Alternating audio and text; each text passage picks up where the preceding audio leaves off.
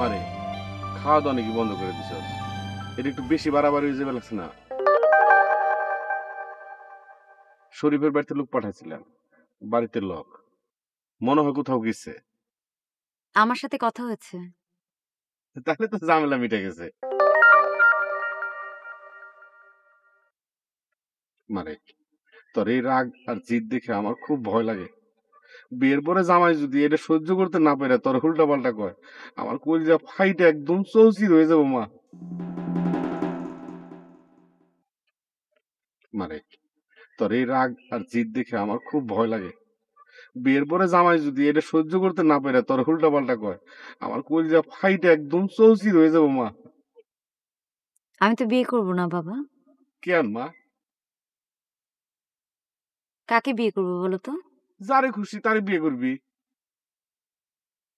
শরীফকে এনে দাও।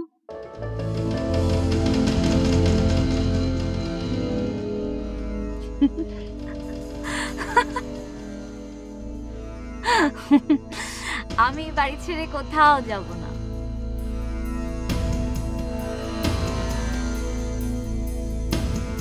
এমনকি শরীফের কাছেও না।